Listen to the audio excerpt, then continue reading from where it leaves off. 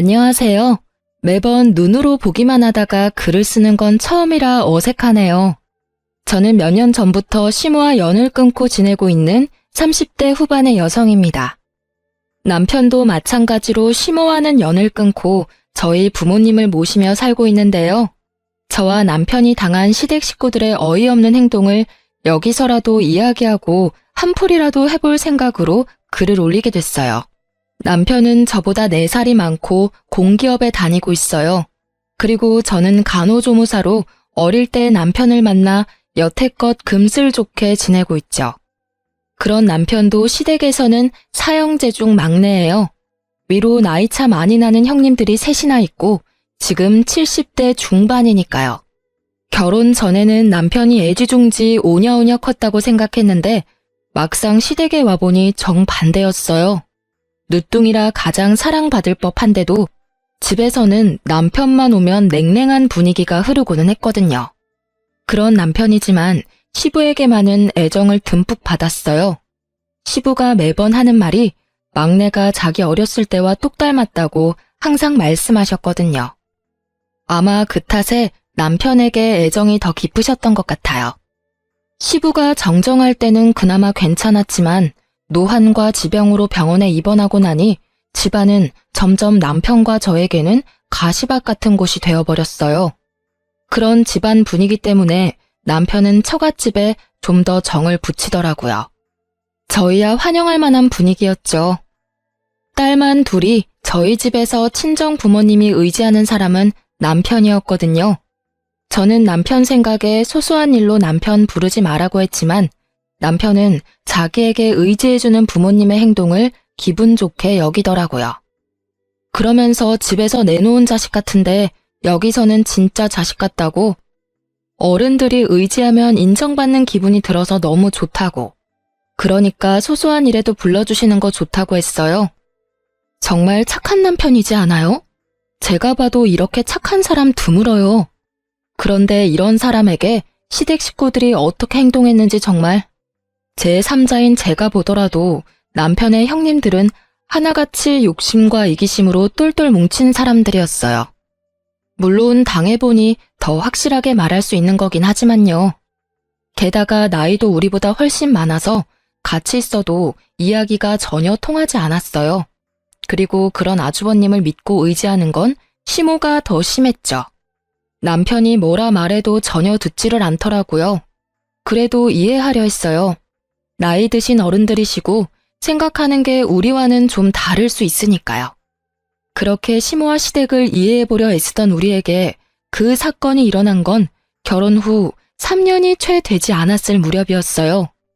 저는 결혼 후에 시모와 형님들 뒤를 쫓아다니며 여기저기 시댁 친척 경조사에 자주 참석하곤 했어요.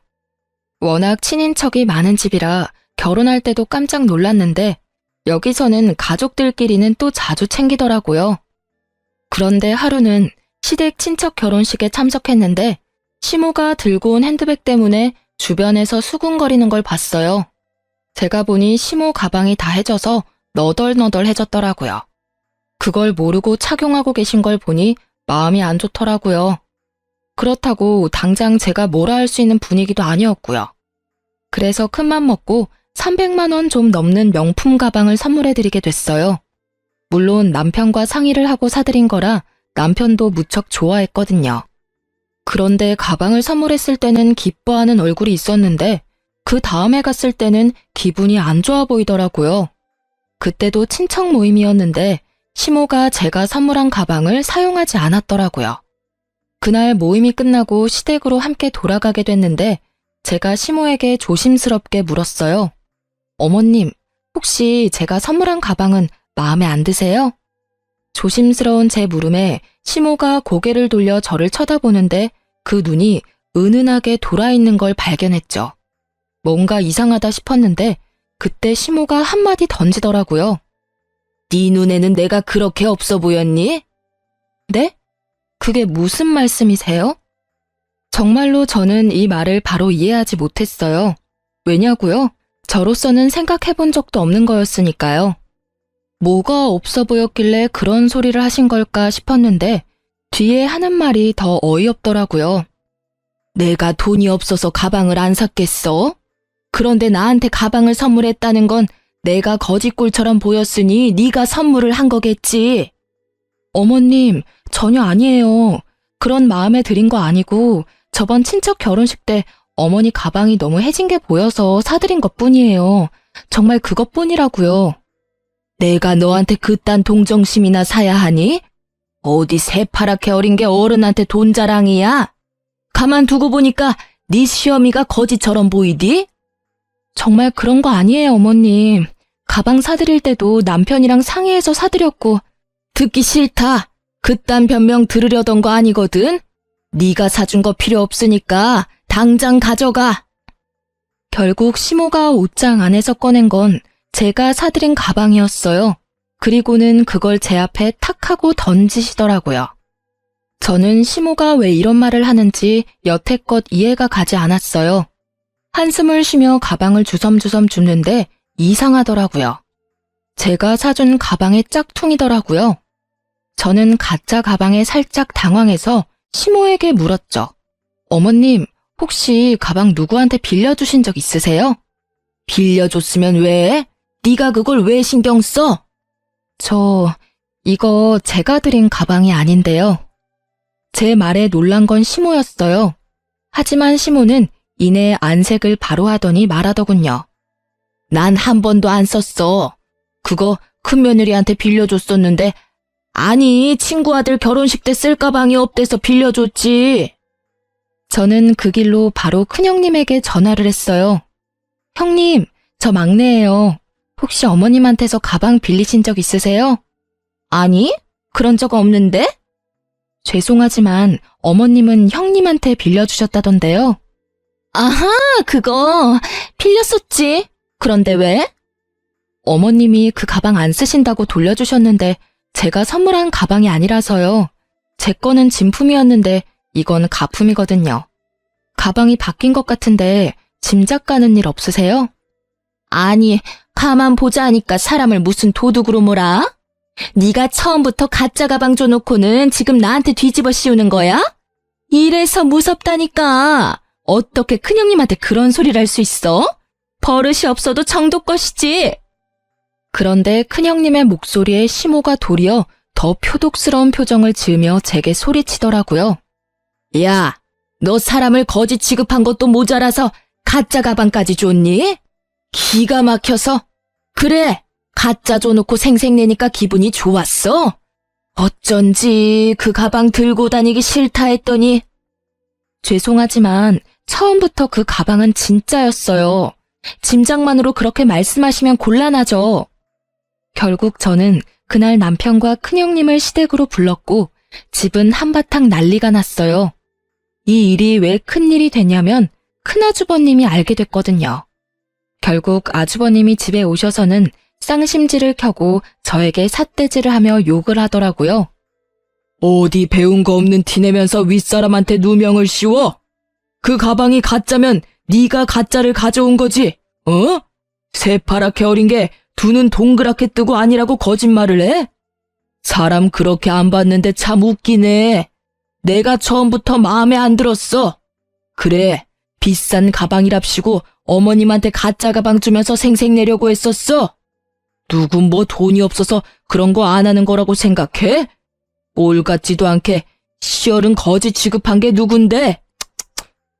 아주버님들이 다 모이니 아주 파티가 났더라고요.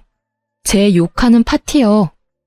이 기회다 싶었는지 저한테 어찌나 욕을 하는지. 그리고 가만 듣다 보니 시모에게 거지 취급 어쩌고 말을 린 게 이 아주버님들 같더라고요.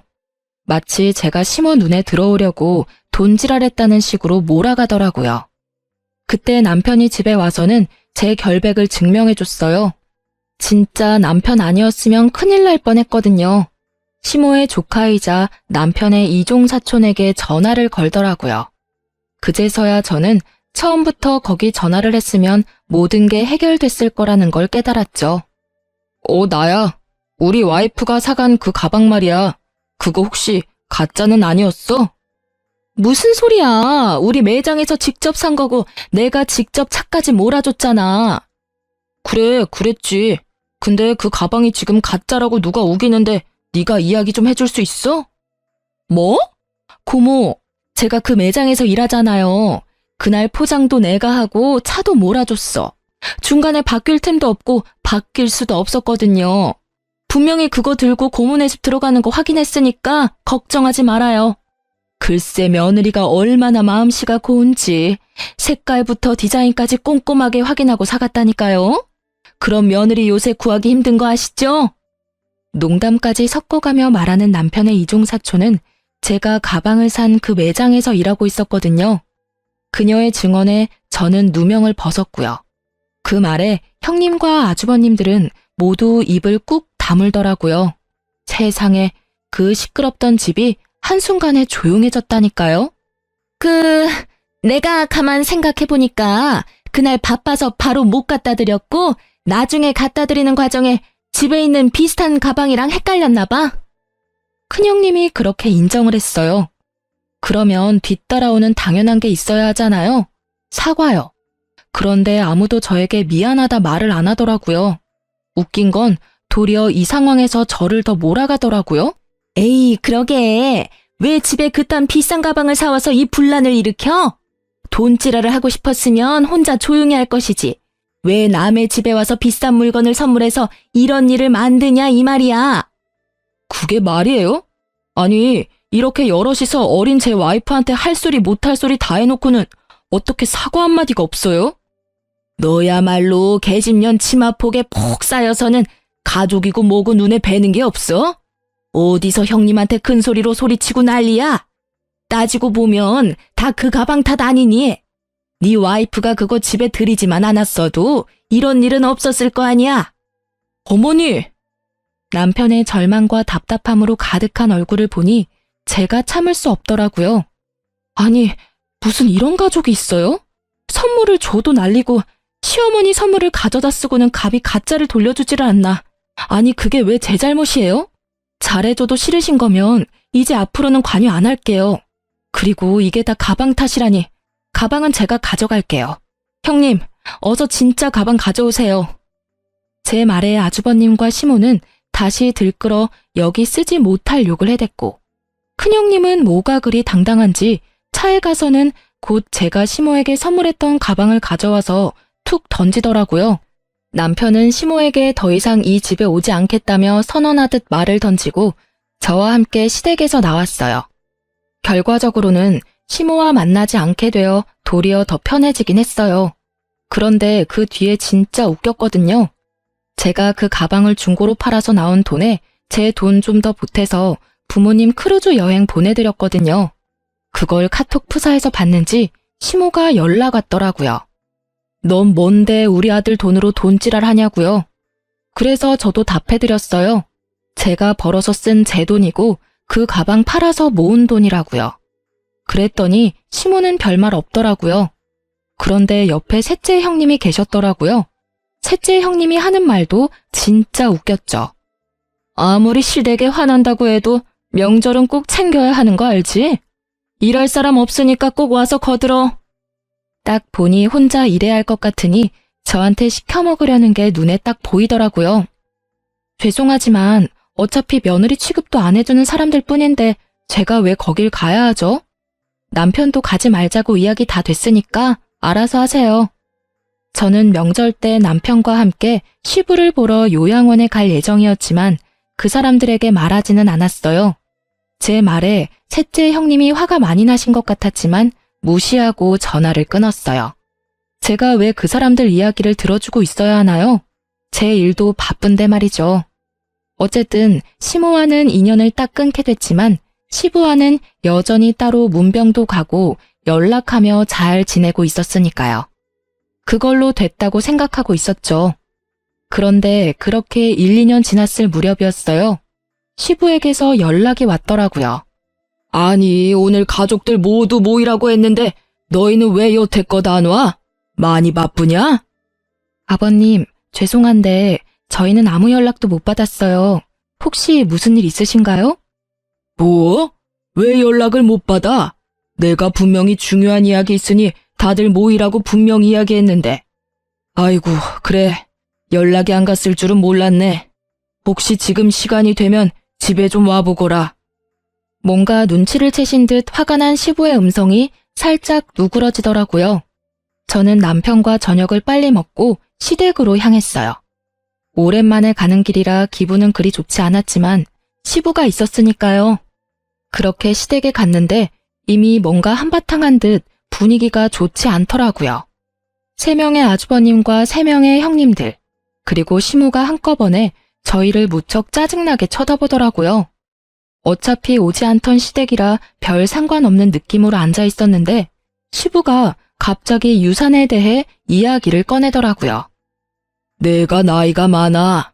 요새 많이들 산다고는 하지만 그래봐야 10년 살까 말까지. 당장 죽을 정도는 아니지만 재수 없으면 당장 죽을지도 모를 나이고. 시부는 그렇게 자기가 가지고 있던 재산에 관한 서류를 들고 왔더라고요. 이 재산을 어떻게 나눌지 너희들하고 이야기하려고 불렀다.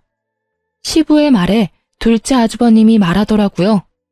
아버지, 유산 배분의 막내는 빼야 하지 않겠어요? 아니, 아무리 생각해도 시댁을 개떡같이 알잖아요. 명절에 코빼기도 안 보이고 이 집에서 비싼 가방으로 분란만 일으켰는데 게다가 시어머니 모실 생각도 안 하는데 왜 유산을 나눠요? 그 이야기를 듣고 있는 남편의 표정이 점점 벌겋게 달아오르더라고요. 열이 받을 대로 받아서는 부글부글 끓고 있는 게 제 눈에는 훤하게 배더라고요. 남편은 이제까지 차별받았는데 마지막까지 차별받게 됐다는 생각에 완전 분노 폭발 직전이었어요. 저는 남편의 팔꿈치를 끌어당기며 진정시켰어요. 이야기나 들어보자고요. 그런데 점점 들을수록 저도 기가 막히더라고요. 맞는 말이에요, 아버지. 도대체 왜 여기 왔는지 이해가 안 가요. 제정신이 있으면 이런 자리에는 알아서 빠져야 하는 거 아니야? 어디서 뻔뻔하게 재산 탐내러 여기 와 있는 거야?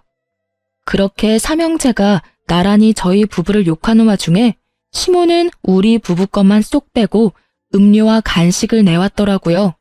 아예 없는 사람 취급하겠다 이거죠. 결국 첫째 형님이 쐐기를 박더라고요. 아버지, 막내는 재산 분배해서 빼야 해요.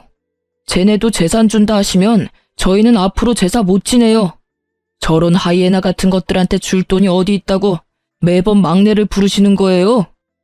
결국 이 대목에서 화가 난 건 남편이 아닌 저였어요. 아니, 재산 탐내는 하이에나가 누군데 우리더러 뭐라는 거예요? 우리는 여기 아버님한테 연락받고 왔고 이런 이야기 나올 줄 생각도 못했거든요. 세상에, 하이에나? 그러는 당신들이 하이에나지. 아버님 입원해 계시는 동안 제대로 와보지도 않았으면서 뭐 그렇게 효심 깊은 아들 흉내내고 있으세요? 여보, 진정해. 형님, 제가 아무것도 모른다고 생각하시나 본데 저도 이제 알 거 다 알아요. 어차피 어머니가 저 빼고 나머지 형님들한테 어머님 가지고 계시던 재산 다 나눠준 거 아니까요. 그렇다고 제가 이제껏 그에 대해 말한 적 한 번이나 있긴 해요. 그 말을 듣고 새 형님의 얼굴은 썩은 동태가 됐고 시부는 그 말에 노발대발하셨어요. 아니, 그 재산을 왜 멋대로 애들한테 물려줬어? 당신 미쳤어?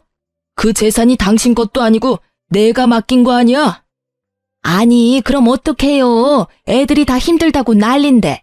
결국은 애들한테 물려줬어야 할 돈들인데 아까워요? 아까운 게 아니라 그 과정에서 또 막내만 빠졌으니 하는 소리 아니야? 도대체 이 세 놈들한테 왜 나눠준 거야? 다 이유가 있어서 준 거예요. 첫째가 사업이 실패해서 빚이 좀 생겨서 어쩔 수 없이 줬고, 둘째는 주식 때문에 문제가 생겨서 줬죠. 그리고 셋째는 아시다시피 애가 약해서 얼마 전에 입원까지 하는 바람에 수입이 영 없었으니까. 우리가 아는 바에 의하면 저 말들은 다 거짓말이었거든요. 형님의 사업은 적자를 달리고 있긴 하지만 여전히 잘 돌아가고 있었고, 둘째 형님은 주식이 아니라 비트코인을 하느라 빚을 지기는 했지만 시모가 준 돈으로 또 비트코인을 해서 그 돈마저 다 말아먹었거든요. 그리고 셋째 형님은 아픈 데가 없어요. 싹 다 거짓말이었던 거죠. 솔직히 연락하며 지내지는 않아도 형제간이니 이래저래 소문들이 흘러들어올 수밖에 없거든요. 저는 어이가 없고 남편은 여전히 분노에 차 있더라고요. 어머니한테 저는 이제 더 이상 자식이 아닌 듯하니 이젠 절대로 어머니와 형님께 관여하지 않겠습니다. 아버지, 죄송해요. 그래도 아버지께는 잘할게요. 저거 봐라. 아버지 재산 탐나서 아부나 떠는 꼴 봐. 네가 그래 봐야 아버지 재산 한 푼이라도 받을 수 있을 것 같아? 우리가 못 받게 할 거야. 마누라랑 수준이 똑같지? 마누라는 명품 가방으로 시어머니 환심이나 사려 하질 않나? 지는 아버지한테 아부나 떨면서 콩고물 떨어지길 기다리질 않나? 조용히 안 해? 이것들이 한 번만 더 형제끼리 싸우면 당장 첫째 너부터 재산 분배해서 빼버릴 거니까! 결국 꽥소리를 지른 시부의 말에 형제들이 조용해졌죠. 시부도 저도 이 분위기를 보고 기가 막힌 표정만 지었어요. 아버지, 그 부분은 아버지가 알아서 하세요. 저희는 더 이상 이 집안에 관여 안 하고 싶어요. 그리고 어머니, 항상 그랬듯이 쭉 저희는 없는 사람이라고 생각하세요. 그렇게 사시는 게 어머니한테도 저한테도 맞는 것 같으니까요. 그래, 그런다고 내가 후회할 줄이나 알았어? 네가 그렇게 해준다니 내가 다 속이 시원하다. 널 아들이라 생각한 적 없으니까. 결국 남편은 시모와의 관계를 끊겠다고 말하고 집에 돌아왔어요. 자식을 저렇게 모질게 대하는 엄마를 처음 봐서 그런지 저는 집에 돌아온 뒤에도 이해가 안 가더라고요. 그런 제 속이 이렇게 답답한데 남편은 어련했겠어요? 그냥 있는 게 제일 좋은 방법 같아서 저희는 더 이상 그 집에 연연하지 않기로 했죠. 그 뒤로 한 1년은 시모에게 연락 한 번 없더라고요. 시부와 만나서도 남편은 가족 이야기는 되도록 안 했고요. 솔직히 저는 무소식이 희소식이라고 연락 없는 걸 다행으로 여겼거든요. 그런데 연락을 끊은 지 1년이 좀 더 지나서 집에 누가 찾아왔더라고요. 보니까 시모와 요양원 직원이라는 사람이 찾아왔더라고요. 시모는 우리 쪽은 쳐다도 보지 않고 여전히 없는 사람 취급이었고요. 시모와 함께 온 사람은 시모의 상황이 힘들게 됐다며 저와 남편에게 먼저 말을 꺼내더라고요. 처음에 전화를 하려고 했는데 시모가 아들 집을 안다며 그 사람을 데리고 우리 집까지 찾아온 거였어요. 사실은 어르신이 손목이 부러져서 저희 병원에 입원을 하셨거든요. 손목은 3개월 좀 더 지나서 괜찮아졌는데 그때는 보호자분들이 퇴원을 원하지 않으셨어요. 저희야 병원비 받고 어르신 잘 모시면 되는 건데 그 병원비가 계속 밀리고 있어서 저희 쪽에 보호자분으로 등록되신 분은 둘째 아드님이신데 연락이 안 돼서 다른 보호자분을 찾아왔어요. 어르신이 막내 아드님이 계신다고 하셔서 병원비랑 보호자 변경에 대해서 상의를 좀... 죄송하지만 저희는 시댁과 연 끊었습니다. 그걸 원하셨던 것도 어머니셨고요. 지금 이렇게 오셔서 하실 말씀은 아니실 텐데 왜 여기 왔는지 궁금하네요. 남편을 아들 취급 안 하겠다 하신 건 어머니셨잖아요. 요양원 직원은 무척이나 간곡한 표현과 말투로 이야기를 했지만 저는 그런 직원의 말을 딱 잘라버렸어요. 그 이야기를 듣던 시모의 얼굴이 점점 분노로 가득해지더니 버럭 소리치더라고요. 너랑 이야기할 거 없다. 나는 아들이랑 이야기해야겠어. 들어봐라 얘. 둘째가 보호자로 되어 있는데 그놈이 연락을 안 받아. 첫째 놈은 내가 전화하니 모르는 사람 취급이고 자기는 내 자식이 아니니 다시는 연락하지 말라고. 셋째는 자기가 의료급여 수급자라며 자기 같은 처지에 노인 하나 더 맡으면 자기가 죽는다며 앓는 소리를 하지 뭐냐. 이 썩을 것들이 아주 지 어미를 호구로 봐. 울분에 가득 찬 시모의 목소리가 분노에 가득 차 있었어요. 그런 와중에도 남편은 지극히 평온한 모습이었고 저는 기가 안 차서 한숨만 푹푹 내쉬었죠. 그것뿐이면 내가 말을 안 해. 내가 가지고 있던 집, 내 명의의 집까지 홀라당 팔아먹었어. 입원하고 한 달도 안 돼서 다 팔아먹었더라. 이 되먹지도 못한 것들이 나 입원시킬 때 이미 잔머리 굴려서 생각해둔 게 틀림없어. 막내야, 너희 형들이 이 모양 이 꼴이니 내가 마지막 남은 내 아들 찾아온 게 당연하지 않겠니? 응? 결국 평온한 남편 대신 제가 화를 내고야 말았어요. 이제 와서 내 아들 운운하는 모습이 너무 뻔뻔하잖아요. 아니 어머님, 사고는 형님들이 다 치고 갔는데 왜 우리한테 와서 하소연하세요? 아주버님들이 연락이 안 되면 형님들께 연락해 보시던가요. 그때 어머님이 이 사람 없는 사람 취급하셨을 때 이미 저희들과의 인연은 끊겼다고요. 좋다고 꺼지라고 한 게 어머님이셨거든요. 그런데 왜 저희가 형님들이 싼 똥을 치워야 하냐고요? 너, 또 네가 문제야. 네가 내 아들 옆에서 아들한테 우리 사이를 이간질한 탓에 이렇게 우리 사이가 벌어진 거 아니냐? 막내한테 내가 잘해주지 못했다고 천륜이 그렇게 쉽게 끊기는 게 아니다. 엄연히 내가 먹고 입히고 재워줬으니 아들이 엄마를 책임져야지. 그게 인간의 도리가 아니냐? 인간의 도리를 운운하면서 그 아들을 차별하고 내친 건 기억도 안 나는가 보더라고요. 언제부터 아들 취급했다고 이런 식으로 막무가내로 구는지. 이렇게 밀어붙이니 막을 방도가 없더라고요. 그 나쁜 놈의 새끼들은 인간 새끼들도 아니야. 내 재산 다 빼내갈 때는 간이며 쓸개며 다 빼줄 것처럼 굴더니 이제는 아예 생판 모르는 남 취급이야. 이제 더 이상 이 늙은 몸에서 빼갈 것 없으니 아예 정신 나간 치매 환자 취급이나 하고 나쁜 것들. 내가 그 돈을 지들한테 왜 줬는데? 진정하세요, 어머니. 일단은 제가 밀린 병원비는 내드릴게요. 그런데 저는 어머니 보호자는 못합니다. 지금 저희도 장인 장모님 모시고 있어서 어머니까지는 못 모셔요. 그러니까 형님들 중에 누구 하나한테 연락해서. 장인 장모는 모시면서 나를 못 모신다고? 그게 무슨 말이냐? 네가 내 아들인데 왜 네가 나를 안 모시고 저쪽 집안 사람들을 모시는 거야? 왜 네가 남의 부모를 모셔? 이 나쁜 년. 네가 내 아들 꼬셔서 너희 부모 모시도록 만든 거지? 이 여우 같은 년이 처음부터 내가 알아봤어. 제가 그런 짓을 왜 하겠어요? 어머님이 이런 상황을 만들었다는 걸 정말 모르시겠어요? 본인이 자초해놓고 이제 와서 저한테 책임 전가하시는 거잖아요. 우리가 왜 어머님하고 연 끊었는지 이제는 기억도 안 나시나 보네? 어머님이 얼씨구 좋다구나 하며 우리 내칠 때는 이런 미래를 생각도 안 하셨나 봐요. 이런 망할 년을 봤나? 네가 뭐라 해도 내 아들은 법적으로 내 자식이야. 그러니까 나를 부양해야 되는 것도 법적으로 정해져 있는 거지. 난 당연한 걸 요구하는 것뿐이라고. 그만 좀 하세요, 어머니. 어머니 재산을 형님들께 물려준 것도 서운하긴 했지만 그건 어머니 재산이니 제가 왈가왈부할 게 아니라는 걸 잘 알고 있어요. 그렇지만 제가 살면서 차별받은 건 절대로 못 잊어요. 사랑도 못 받고 컸는데다가 영까지 끊자고 합의 다 본 마당에 이제 와서 부양하라고 해도 저는 못합니다. 저는요, 어머니를 엄마라고 생각해 본 적 한 번도 없어요. 없는 자식 취급할 때는 이런 일 생각도 못 하셨겠죠. 어차피 저한테 주신 게 아무것도 없으니 많이 공들인 형님들한테나 가서 부양 이야기 꺼내세요. 저는 어머니하고 더 이상 엮일 생각 없으니까요. 너 이 은혜도 모르는 놈, 내가 키워준 은혜도 모르고 이제 와서 뒤통수를 때려? 은혜를 원수로 갚은 건 제가 아니라 형님들이죠. 형님들한테 재산 퍼주면서 부양하라고 이야기하셨을 거 아니에요. 그런데도 약속을 안 지킨 건 형님들이지 제가 아니라고요.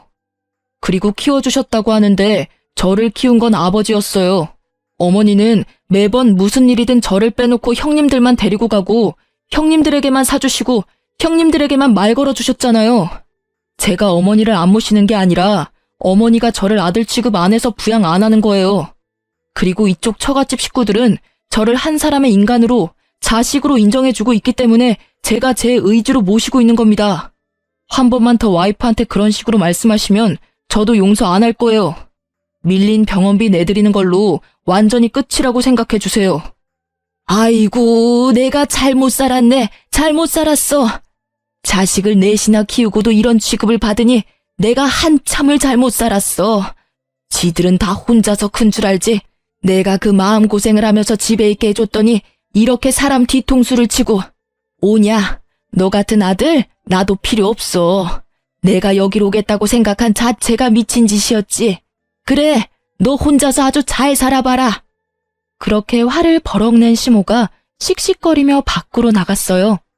그 연세에 참으로 정정한 그 모습에 함께 온 직원이 당황한 표정으로 따라 나가더라고요. 결국 남편은 직원에게 밀린 병원비는 대신 내주겠다며 계좌와 금액을 받았어요. 대신 앞으로 이쪽으로 찾아오지 말라고 신신당부했어요. 둘째 형님에게 연락해 놓을 테니 그쪽으로 연락하라고 말이죠. 남편은 밖에서 기다리던 시모에게 자기가 마지막으로 해드릴 수 있는 거니 앞으로도 지금처럼 연락 말고 지내자고 당부를 했어요. 그리고 시모가 보는 앞에서 둘째 형님께 전화해서 말하더라고요. 어머니 밀린 병원비 내가 냈는데 앞으로 나는 시모 신경 안 쓸 거다. 호적에서 파든 말든 마음대로 하고 재산은 전부 형님들이 가져갔으니 알아서 어머니 모시고 만약 또 자기한테 어머니가 오시면 아버지에게 전화해서 아버지가 가진 재산까지 형님들 못 가져가게 막겠다고 말이죠. 그랬더니 형님들이 난리가 나서 네가 무슨 권리로 그러냐며 난리치더라고요. 남편이 다 무시하고 전화를 끊자 시모에게 바로 둘째 형님이 전화가 왔더라고요. 왜 거기가 있냐고 요양원에 있으면 자기들이 다 알아서 하는데 왜 일을 이렇게 만드냐며 시모를 아예 쪼아버리더라고요. 그런데 시모도 가만히 있지는 않더라고요. 너희가 다 연락을 씹으니 자기가 여기까지 와서 이 수모를 당한다며 네가 어떻게 그럴 수 있냐며 눈물 한 바가지 흘려주시고요. 저는 시모의 모습을 보면서 자기 무덤 자기가 판다는 속담이 머릿속에서 떠나질 않더라고요. 그러게 처음부터 남편에게 잘해줬으면 이 착한 남자가 효도하면서 어머니 모시고 잘 살았을 텐데 말이죠. 이제 와서 아들이라며 되돌리려 해도 이미 상처받고 틀어진 관계가 회복되기는 어렵잖아요. 결국 그 뒤로 또 시모와의 연락은 끊겼어요. 다행히 병원비도 잘 내는지 어쩌는지 저희한테도 연락이 없고요. 시부와는 자주 왕래하는 저희가 뜻밖의 사실을 접한 건 어머님 일로부터 한 달쯤 지나서였어요. 그때도 아버님이 그 사실을 알았던 건지 저와 남편을 부르더라고요. 시부는 시모에게 재산을 하나도 받지 못한 남편에게 자신이 가지고 있던 아파트를 하나 남겨주셨어요. 아버님이 직접 아파트 명의를 저희 앞으로 변경해 주셨죠. 그러면서 시부가 말씀하시더라고요. 너희 엄마 너무 미워하지 마라. 다 내 탓이야. 내가 밖에서 자식을 낳아오는 바람에 네 엄마가 비뚤어진 거니 내 탓이지. 아들이 셋이나 있으니 너한테 그리 큰 의미를 두지 않을 거라고 생각했다. 그런데 이렇게 미워할 줄은 몰랐어. 갓난쟁이 때부터 기르면 기른 정이라도 생길 줄 알았는데 그게 아니었나 보다. 내 무덤까지 갖고 가려다가 그냥 가면 네가 평생 엄마에게 사랑받지 못한 사람이라는 생각을 안고 있을까봐 내 말하는 거야. 그러니 너무 미워하지 마라. 그제야 모든 게 이해가 가더라고요. 남편이 이복자식이었는데다가 바람을 피운 시부와 똑같이 생겼으니 시모가 더 싫어했던 거예요. 남편은 그제서야 마음이 좀 편해졌더라고요. 그런데 제 생각과는 다르게 자기가 미움을 받는 이유를 알게 돼서 마음이 편해진 게 아니라 시모와 진짜로 피가 통하는 사이가 아니라는 걸 알게 돼서 개운해진 거라고 하더라고요. 딴에는 천륜이니 그런 걸 엄청 신경 쓰고 있었던 모양이에요. 그렇게 저희의 마음이 안정을 찾아갈 무렵 저희는 생각지도 못한 곳에서 시모와 재회하게 됐어요. 바로 남편의 사촌네 결혼식에서요. 저희는 결혼식에 간 건 아니었어요. 사실은 친정 부모님 모시고 웨딩홀 근처에 식사하러 나온 김에 호텔 근처 야외 커피숍에서 커피 좀 마시고 있었는데요. 하필 호텔에서 우연찮게 고모님을 만나게 됐거든요. 그때 고모님과 함께 있던 게 시모였어요. 시모는 아무도 신경 써주지 않은 티가 나는 그런 모습으로 결혼식에 와 있더라고요. 고모는 남편에게 무척 잘해주셔서 남편에게 이왕 만난 거 식장이라도 왔다 가라고 권유했고 남편은 식사는 안 하더라도 축의금은 주고 오자며 홀 안으로 들어갔죠. 솔직히 그때 친정 부모님이 같이 계셔서 남편도 약간 당황한 것 같더라고요. 저희가 시모와 연을 끊었다고 고모님 같은 다른 친척분들과 연을 끊은 건 아니잖아요. 그래서 친정 부모님에게 먼저 양해를 구하고 같이 웨딩홀로 향했죠. 그리고 그 안에 있던 시모와 맞닥뜨린 거예요. 안녕하세요. 잘 지내셨죠? 형님들이 잘 모시고 있으신가 봐요. 시모는 저의 인사에도 제 말을 무시하고는 쳐다보지도 않더라고요. 뭐 당연히 그렇게 나오겠다 싶어서 저도 더 이상 신경 안 썼어요. 돈만 내고 가면 다시 안 볼 사람이잖아요. 그런데 그때 고모님이 말하더라고요. 어휴, 너희 형님들이 어머니를 잘 모시겠어? 언니 지금 우리 집에 와 있어. 오빠가 부탁해서 우리 집에서 같이 있는데 이 망할 놈의 자식들이 아주 연락도 없고 이번에 결혼식장 온다던데 내 한마디 해주려고. 저는 솔직히 형님들과 아주버님들을 마주치고 싶지 않아서 남편이 빨리 오기만을 기다리고 있었는데 결국은 아주버님과 형님들이 먼저 저와 마주치게 됐어요. 그런데 저와 남편에게 상냥하게 말하던 고모님이 갑자기 새 형님들을 보더니 순식간에 돌변하더라고요. 그리고는 사람이 그래도 적은 화장실 근처로 데리고 가서는 형님들에게 한 소리 퍼붓기 시작하더라고요. 너희들, 내가 니들 보려고 여기 결혼식장까지 와 있을 줄 몰랐지? 어떻게 그럴 수가 있어? 어머니를 고모한테 맡겨놓은 자식들이 세상 천지 어디에 있어? 니들 그러는 거 아니야. 돈 다 받았다고 엄마를 없는 사람 취급하고 부양 안 하려고 안간힘 쓰는 거 내가 모를 줄 알아? 저와 남편은 그 대목에서 좀 놀랐죠. 저번에 남편이 시부말을 꺼내고서는 좀 잠잠해지나 했는데 그게 아니었더라고요. 돈만 내고 여전히 요양원에 모시고 있었던 것 같더라고요. 면회도 안 가고 사람을 계속 그렇게 가둬놓으니 결국 시모가 시부에게 연락을 했고 시부는 고모에게 연락해서 시모를 좀 봐주라고 한 것 같았어요. 참으로 대단한 형제들이다 싶었어요. 이렇게 고모의 한마디에 형님들과 아주머님들은 모두 시모를 외면하며 모르는 일인 척하고 있더라고요. 그러면서 하는 말이 더 웃겼어요. 아니, 고모는 외부인이면서 남의 집안사에 왜 그리 간섭이에요? 엄마 모시고 있다고 그거 하나로 우리한테 이러시는 거면 크게 곤란하죠. 저희도 요양원에서 어머니 잘 모시고 있었는데 그걸 강제로 빼온 게 고모잖아요. 내가 빼왔어? 니들이 병원비 또 밀리는 바람에 내가 돈 내주고 내가 데려온 거지. 너희들 아버지가 나한테 부탁을 하더라. 너희 엄마가 너희들한테 얼마나 잘해줬는지 몰라서 이런 식으로 굴어? 그래서 어떻게 할 거니? 엄마 모실 거야 말 거야? 내가 모시면 나는 너희한테서 돈 다 받아낼 거니까 알아서 하고 요양원에 맡길 거면 돈이라도 똑바로 내던가. 저희가 알아서 할 테니까 저희한테 넘기세요. 그러게 뭐하러 어머니 데려가셔서 사서 고생하시는 거예요? 그 말에 터진 건 고모님이 아니라 시모였어요. 야, 이 나쁜 놈아! 너 내가 너를 그렇게 키웠어? 어떻게 형제 셋이 나란히 나를 물먹일 수가 있어? 너희들 내가 연락할 때마다 바쁘다고 하면서 다른 형제들한테 전화하라며 미뤘지? 그리고 며느리들, 너희들도 마찬가지야. 내가 전화하면 바쁘다고 끊기 바쁘고 뭐 돈 나갈 일 있으면 돈 없다며 돈 원할 때만 찾지 말라고 소리 빽 지르고 너희가 인간이야? 인간 탈을 쓴 짐승이지? 그래, 나한테서 돈 될 만한 거 다 가져가고 나니 이제 이 늙은이는 바람 빠진 풍선같이 쓸모가 없지? 이럴 줄 알았으면 내가 너희들한테 잘해줄 일이 아니었어. 막내 하나한테 다 물려주는 건데 봐라, 지 부모도 아닌 처가 식구들까지 챙기며 살고 있는 걸 봐. 내가 저걸 보면서 얼마나 후회가 됐는지 아냐? 나한테 잘하겠다고 입으로만 백날 이야기하는 너네들이 아니라 행동으로 모든 걸 보여주는 막내한테 투자했어야 했어, 이 망할 놈들아. 결국은 시모의 분노가 터져버렸고 아주버님들은 또 그들대로 골이 날 대로 났더라고요. 아니, 그렇게 좋으시면 막내한테 가세요. 가시면 될 거 왜 우리한테 와서 들러붙으려고 하시냐고요. 좋은 자식 있으면 좋은 자식한테 가면 되시지. 아, 저번에 연 끊으시면서 절대로 안 본다고 하신 게 마음에 걸리세요? 그리고 막내도 생각이 있으면 어머니 받아주겠어요? 저희랑 다 같이 대놓고 차별하고 없는 사람 취급하셔놓고는. 너희들이 아니었으면 내가 그렇게 하지도 않았겠지.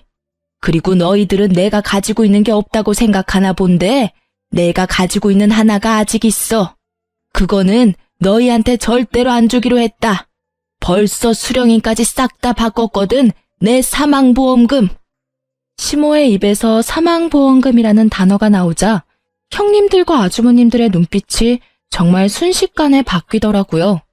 그러면서 갑자기 형님들이 어머니에게로 달려가서는 이산가족 상봉한 것처럼 어머니, 어머니, 우리랑 같이 가세요 하며 곡소리를 내는데 이건 뭐 거의 꽁트였죠.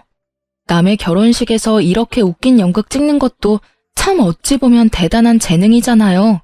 보통 뻔뻔해서는 이런 일을 할 수 없으니까요. 정말 그 꼴을 보는데 기도 안 차더라고요. 그런 가족들을 한심한 표정으로 지켜보던 고모가 한 말씀 던지셨어요. 사망보험금 하나에 다시 또 이렇게 부모님 사랑이 샘솟냐? 언니, 내가 이 말까진 안 하려고 했는데 도대체 자식 농사를 어떻게 한 거유?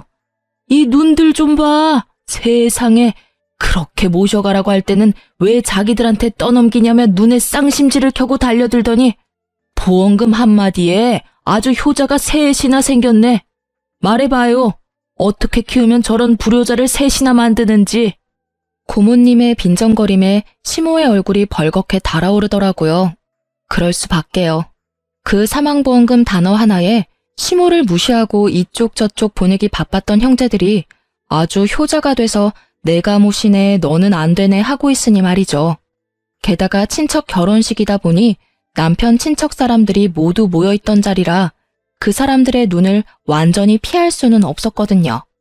그 친척들이 혀를 차며 시모와 새 아주버님께 한 말씀씩 던지더라고요.